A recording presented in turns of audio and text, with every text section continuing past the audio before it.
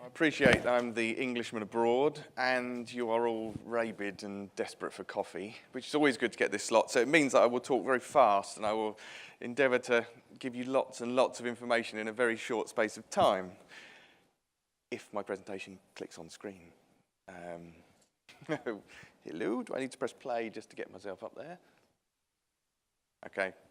See, now, originally I was on at 10:15 as well, which has entirely thrown the schedule. So here I am talking to a room full of people expecting to hear somebody else, which is never a great start.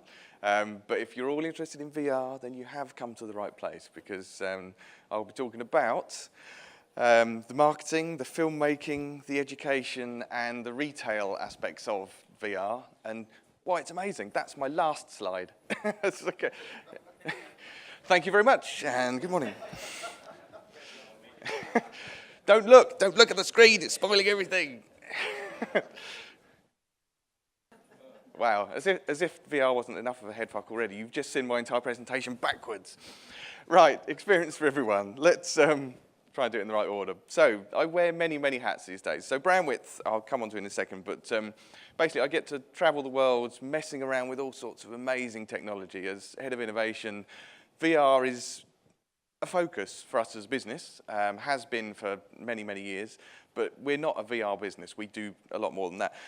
But for innovation, it's always about the next thing. It's always about the next big thing. And for our clients, we work with the Apples, Googles, Microsofts of the world, and the most innovative, amazing startups, and kind of everyone relevant in between. But that means that I get to test stuff well in advance of it ever kind of ending up in developers and certainly consumers' hands. But the thing is, I'm always supposed to be looking for the next big thing, but VR has been the next big thing for about the last 3 years. We're finally genuinely saying it's the next big thing because people can finally get hold of it. So getting hold of it has meant trying on all sorts of headsets, working with Nokia, working with the Void, absolutely amazing immersive experiences. And once you've tried something like, Curtis was obviously on in the main theatre just now, talking about the Void. Once you've experienced it, you are utterly ruined for any other kind of VR experience, because it's by far and away the best piece of VR that you will ever experience, because you're there. There's no compromises. It's kind of, it just works. Everything else down from that is obviously getting closer and closer to the consumer and potentially what's in their pocket. So I spent 24 hours in VR last month for T3 magazine, and then rather annoyingly, a week later, someone got the Guinness World Record for the longest time in VR, which was 25 hours the week after. I'm not bitter. It's all just part of the experience. But one of the weirdest things in that was I decided, well, what would it be like if I fell asleep in VR? So that when you wake up in that virtual environment, what is it you experience? And of course, the first thing you experience is utter belief that that is where you are, until it begins to dawn on you that, hang on a minute, no, this isn't real. But it's that first dawning realization that you don't ever get, really, when you first go into VR. You know you go through that experience of putting on the headset. And in doing so, you know you are moving from reality into virtual reality. To wake up in it, you haven't got a clue. You are there. And then obviously the other thing is waking up. I woke up the other morning, and years ago, my background's in design, I used to dream of Photoshop palettes and layers and all sorts of crap because I'd spent too much time in front of a screen. I woke up thinking I was still in VR, even though I travel enough to not really know quite where or when I am most of the time anyway. But I was thinking, no, my alarm won't turn off. Hang on a minute, maybe I just gesture it to turn off. But it's interesting that we don't talk about the medical implications of VR, because it's kind of the thing that we all go, no, it'll be fine. Someone must be thinking about it, but we'll just keep going. And potentially more than physical, it will be a mental issue we'll start to find, because people will have that problem where they either don't want to come out, or when they go in, they will start to face other problems. So lots of things to think about. But Brandwidth has had essentially 17 years in VR, flying most of that under the radar. I say 17 years, that was back to VR 1.0 rather than 2.0 where we are now. And that was a very different animal, putting cameras on the outside of cars and doing all the stuff that everyone's going, can we have some of that now? But in between, with the 360 environments, we've done things, amazing stuff for Star Wars, Doctor Who, putting people on planet surfaces, great stuff for the music business, all of this stuff. And I'll come on to 360 versus VR in a second. And then within the business, this is about using VR to support the regular things that you would do from day to day within a business. So briefing people in VR. So I was sat in a car talking to the rest of the company across London and San Francisco about a brief on automotive. So we thought, why not take them inside the car and talk to them about that? So it's the little things and how you use that to your advantage. Now, very briefly, just to show we are relevant, here's some of our latest VR content.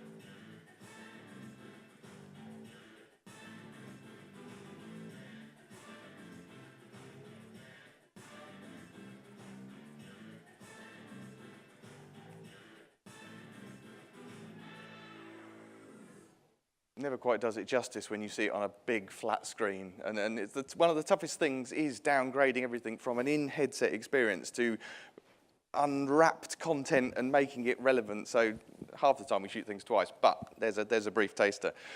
So one of the things that I often talk about are the challenges for the VR and AR in general. And that's not a technological challenge. That's not about platform and hardware. That's about the issue we face with how it's perceived. So obviously we're all used to the glass holes and the fact that with Google Glass, the issue there was obviously the misperception as this was a consumer device, but it kind of wasn't. Obviously all the PR and the press around that was about how people looked and how they were perceived as using it and what they were using it for, and this is what we ended up with. Good old Robert.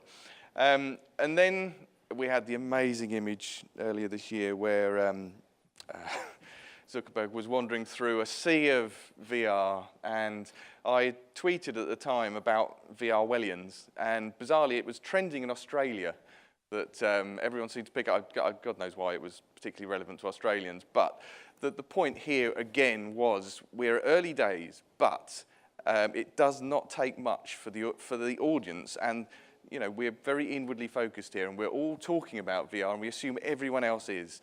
Almost everyone I speak to still hasn't even tried it. Other people don't even have a clue what it is. But the point here is, it will not take much for people to say, I'm not going to try that. That looks stupid. Much the same as we have with Google Glass, and we do not want that. It takes very little to make this go away. And no matter how fantastic, how amazing the whole experience is, and we all appreciate how good this can be, that's all us talking. That's not about consumers. And then, of course, for AR, we're still faced, even now, this is very much the image that's going out there. Of course, these are not the headsets that we're going to be walking down the street with. Does not matter. These are the images that are going out there. I don't want to look like that. And then VR hair.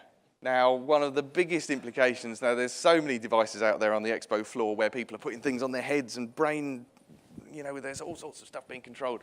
That's what you face. If you're in the middle of a shopping center, if you're in the middle of some kind of car dealership, and you're offering the most amazing immersive experience, but someone doesn't want to look like that afterwards, then we're still facing problems. Now, short term, what are we going to do? You still can hold up a piece of cardboard or something to your face. It's still not as good as strapping something on and fully immersing yourself, but they're the things that we face. So, the bread and butter. So, all of these areas, I'm just going to cover very, very briefly, but as far as filmmaking is concerned, now, filmmaking is a broader animal because it covers a lot of the areas anyway, but if you want to think about this in very short terms, so VR and 360, they're not new. So we already talked about 17 years worth of experience. It's not new in as much as it's been around for a while, but it hasn't been accessible. 360, however, has been around for years, and people have been doing all sorts of stuff in it. now there's actually an audience for it. And the difference here is, and I will come back to why 360 is not VR. So monoscopic 360 video isn't. No matter how many experts that work in the world of 360 video and have worked in it for years, they are not by default experts in virtual reality. They create 360-degree videos. I don't know how many people I'm insulting in the audience here, but I don't care. This is the point. The point here is stereoscopic filmed content in VR is stunning because there's depth and there is presence, and that presence is all important. You show it to someone that's never experienced VR before and they won't give a crap. They'll just go, this is all amazing. However, after a while, they will still want to demand more, and within the business, we know the difference between something that is wrapped around you and something that you are inside. You are there and it's in front of you. So don't just think that 360 video, and I'm not dissing 360 video, it's more relevant than ever. If you scroll through a Facebook timeline and there's a piece of 360 video, you can just pan around with your device, that's all brilliant. But that is what it is, and that hits a bigger audience, but with a different type of content. And then a big question. Now we work with a lot of the studios in Hollywood, and the first question that comes up, and the first point that everyone wants to make is, this is the future of film. It is not the future of film. It's a future, and it supports film as we know it. Now, I don't want to watch Police Academy in VR. Now, there's a time and a place, and there's the right type of content that will work brilliantly in virtual reality. Now, let's face it, a full-blown film, at the moment, the headsets that we have and the content and the quality, it's still going to be a trial to sit there for maybe 2 hours of, you imagine watching The Revenant in that, you'd come out traumatized. However, it would be amazing. It would be an amazing visual experience. But you think of the budget and the number of zeros on the end of that production, because suddenly everything the skilled filmmaker is used to hiding behind a camera is available to the viewer. And that doesn't mean that they look everywhere all the time, and there's a way of filming. That's all fine. But it does not mean it's the future of film. And as soon as everyone stops saying that, the better. Because if the consumer thinks, again, we're back to those consumers and the misconceptions. If they suddenly think, hang on a minute, I like watching something on my TV or going to the cinema or even putting a pair of 3D glasses on, although my kids won't, they'll take them off and everything's blurred for the whole film. The thing is, they will then think, hang on a minute, I don't want this VR thing. I'm not going to watch films like that. So we have to put a block on that.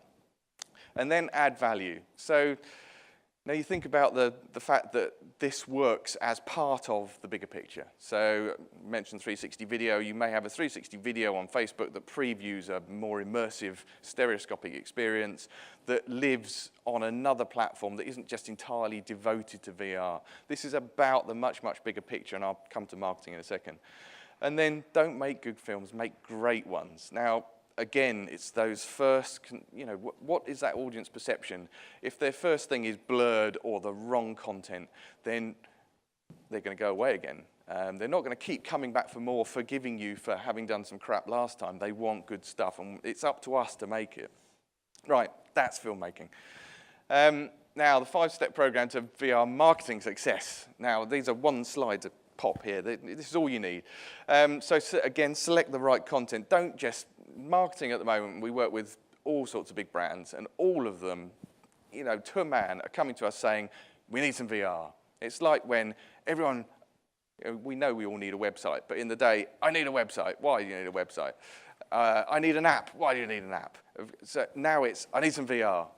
Why do you need some VR? Now, a good example was Kellogg's recently did something that involved sitting down, an experiential event where you sat down at a table and bizarrely you used HTC Vive, both controllers. Who eats cereal with a knife and fork? I ask you, who eats? So the first thing they had to do was sit there, beautiful PR photos of someone sat there, this woman was sat there beautifully dressed, eating with a knife and a fork. Then in reality, when people sat down, they were given a bib. First thing they were done, given a bib. And then they sat there and went,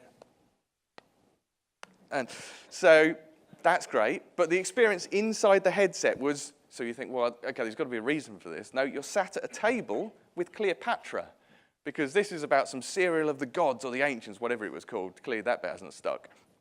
But the thing that even made that more stupid, as if that wasn't a waste of your time anyway, when you saw that in Facebook timeline, in 360 video, you saw Cleopatra and a floating knife and fork because there was no one in it. So think before you do it. Do not make stuff just for the sake of it. Make the right stuff. And production, make it great. I mean, it's the same thing again, but make great stuff. Don't just make it. Now, location is all important, particularly when you come to marketing. It's about placing not just the content, but the visibility of it. So even if you're interrupting regular social streams, wherever that may be, and there isn't the ability to actually present that, give someone a taster of what they're going to have. Even if you videoed the experience of someone doing something that entices someone to go to a platform where it makes it work. But it's all about that placement. And then, if you're going to make it, tell people it exists. Now, we faced this for years with apps. People kind of went, oh, we've launched a massive product. Oh, that's great. It's been out for 6 months. Now we probably need to do an app to support that. Okay, right. Well, we spent all of the marketing budget. We've got a little bit left for an app. So they made an app and then went, well, let's hope everyone finds it. But of course, if you're not making this part of your marketing budget, and because it is every bit about those platforms, that kind of content, where it should sit, what it is, people won't know about it. And suddenly the ROI it's missing. You know, you haven't had eyeballs on this, so everyone's going to turn around and go, that VR's a waste of time. I'm not going to bother with that. Much like a lot of the apps and a lot of the big projects happened because people just turned around and said, why did we make that? That wasn't any good. It wasn't. It was amazing, but you didn't tell anyone about it. And then finally, activation. So give the gift of VR. So if you're marketing, use pieces of folded cardboard with your brand printed on it, send it out to people, make it accessible, make it available as a way to view it. Because you can't just expect people to go, right, now, I've never experienced VR before. However, you asked me to download this app, or you've asked me to go to YouTube or wherever else, and now what do I do with it now? Hang on, how does that work? These are early days. You've got to take people through, walk them through what it is they need to do. If you're giving them a piece of cardboard to stick a phone in, they'll kind of get it. Education. Now, very briefly, I wanted to touch on this because essentially, there's 3 points here. Now, this obviously relates to pretty much anything digitally you're producing in education. So unlock knowledge through presence. So this is important because it's about all of those millions of kids in schools, great opportunity to get them inside places to learn stuff in a way that they haven't been able to before because you remember being somewhere. It's not just remembering being in a classroom detached from the information because someone else was relaying that to you. If you're able to remember being somewhere where something happened around you, suddenly that's a much, much easier way to learn. And it's not just about being easy, it's entertaining, it's engaging, it's the way that the kids will want to learn this. But second down, inspiration. Now, a lot of the content within education is focused on actually quite a negative message. Now, it doesn't seem negative from the outset. So if you're saying, kids, you could be at the top of Mount Everest or the bottom of the deepest ocean, exploring the Titanic, but you're never going to be there. Now, that's kind of the message that's coming across. It's saying, look at this stuff that you'll never be able to touch or visit or see, rather than inspiring kids to climb Mount Everest, to dive the deepest oceans, to want to conquer space and time and whatever else. All of these things are, and there's an amazing opportunity to send a positive message there, reinforcing it with the VR, rather than the other way around and saying, look at this untouchable stuff that your money can't buy, you'll never be able to do. So very, very important to be very positive with that. And then, implementation, it's about, can we then give not just the opportunity to see something, so it's not just a piece of film content, but to do something in that virtual environment. So suddenly you're giving the kids that opportunity. We're talking about kids here, but this is education of all ages. If you're learning and instruction and educating at any age, the opportunity to do something and construct something with a result at the end of that, then again, that's another step towards an amazing level of engagement. And then finally, for retail, this is, particularly important here is, again, within, as we've talked about the others, this is part of the experience. This is not about siloed VR as something that sits off a side, sits off in a corner next to a table somewhere within whatever environment. This is about being part of the end-to-end retail experience. So when you think about it, at the heart of that, it's still going to be your product or service. But around that, now, showrooming is going to be key. Now, for any bricks and mortar retail store, then obviously that's their bane. They expect everyone to be in the store and just Googling everything else at a cheaper price. Now, the fact that you're able to take advantage of that, if you're that brand, and offer that virtual showroom, or offer an experience within the stores that isn't available at home, that either offers you more products, but I mean, that's very simple, but actually it offers you an experience of those products that you can't get anywhere else, then that's where it begins to support it. And about being platform agnostic as well, and that's coming back to that messaging across platforms. It's the same way as allowing people to get to that content and make a purchase across any of the platforms, the devices, the social networks that you currently use. That needs to be fully integrated. But a big part of this for VR and how retail will be perceived in a virtual environment is the wish list. So if you're able to see something, this kind of omnipresent opportunity to constantly see something, save it for later.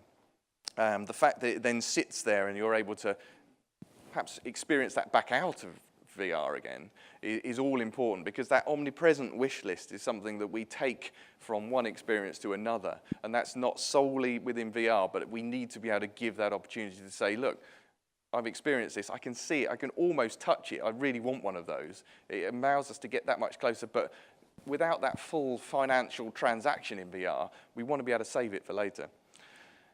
And then, you know, the checkout is still the all-important piece. So as we move forward, now that environment will include something that does allow us, hopefully not via some random gesture or while we're drunk in VR, we're just buying all sorts of things. We could do that on any platform.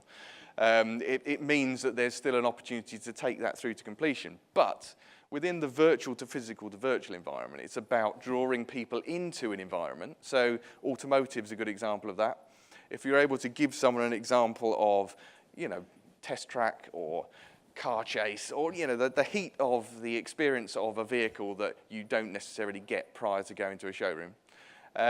But then you get them into the showroom. Now, still, by far, the best experience in automotive is touching and feeling the car.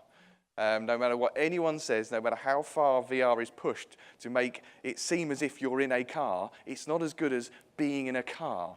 Whether that's either kind of, it's supporting the thought of whether a luxury brand is luxury, you know, that's taking it to the next level, or it's, you know, it's reassuring someone that a budget brand, the handle doesn't come off in your hand. It's that that touch point within automotive that's key. But then the takeaway is, actually, between me ordering my car and it being delivered, okay, it doesn't need to be delivered to the showroom, but between that time, I want to live that car. I want to live and breathe the brand, because, you know, I've got quite excited about that purchase. And that's a big purchase next to a house purchase. The car is the next biggest thing. So it's the virtual to physical to virtual, and it's that opportunity to extend that. You know, one supporting the other. So one more thing. Now I've probably run over into my original time slot here anyway. Now at Brandwidth, we've been looking at the possibility of taking VR as a medium and a way to, early days now, to avoid all the disjointed content. Now, by disjointed, I mean there are numerous platforms that host bits of video and apps and all sorts of things, or you get sent to YouTube, or you'll get sent to Facebook. And each of those are individual experiences. However, we've been looking at something that we're calling Stereocast. And this is about using an acceptable programming format to take people into a studio environment where the audience isn't just the audience. So this isn't money can't buy, this isn't money can buy stuff, this is money can't buy, because you are the sole viewer that's being spoken to within that studio. We have an audience, we have a live audience. Let's just very briefly see the global first tease of this.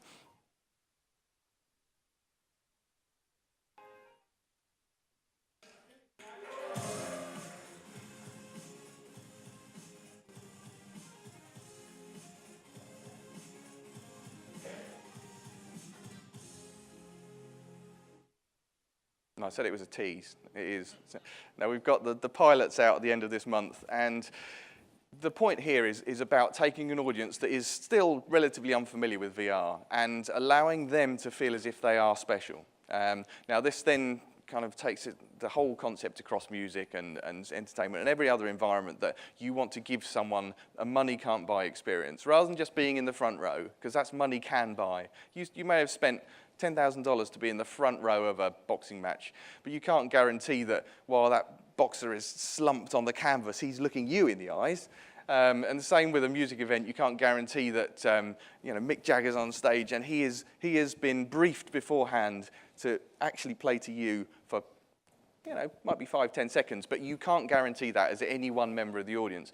Now, the same with Stereocast. It's about placing people in that studio environment, but then taking them out. So at key points, we'll take them out, so you're suddenly in a 3-minute segment about a car review that sits you in the passenger seat of a supercar, that allows you skydiving experience, no matter what. We're taking that out, and we're keeping that all in one place.